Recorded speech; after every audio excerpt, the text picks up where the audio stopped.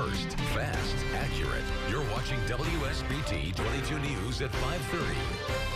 2 heroin overdoses almost led to 2 deaths in LaPorte this weekend. Fortunately, those people were saved. What their near deaths did lead to is an investigation by police and an effort by code enforcement to condemn a very troubled property. WSBT-22's Zach Crenshaw just got back from the house where this whole party took place. And Zach, this is not the first problem at this house. Not at all, Jen. There have been multiple complaints about this property. In fact, just today, code enforcement had a court hearing about the house's poorly maintained exterior and garage. But this weekend, it was what happened inside that led to sirens, CPR, and perhaps the last straw for this home and the people who live there.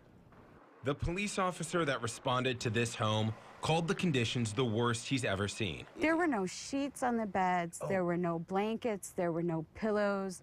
The furniture is covered in dog feces. Christine Salzer and Tracy Eskridge saw firsthand when they got a call Saturday night from a friend whose child was in the house and said 2 people were dead. What we found were 2 almost dead people upstairs in a party house. They also said they found more than 25 people drinking and fighting about whether to dial 911. They definitely did not want anyone to call the police. But Christine and Tracy didn't hesitate. They were already blue and already not breathing before we got there. They would have died.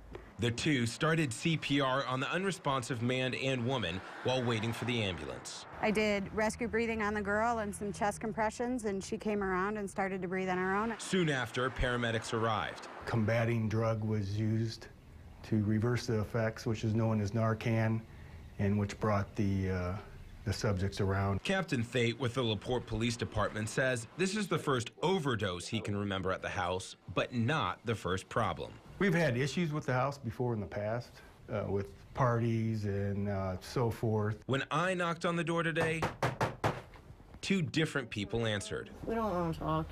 Okay. Neither was the home's owner, and even one of the animals inside made an appearance. Code enforcement says they're actively working on condemning the home, and people that have been inside agree. I think it needs to be torn down, period. Now, the investigation of the actual overdose is being handled by LaPorte County's Metro Drug Task Force.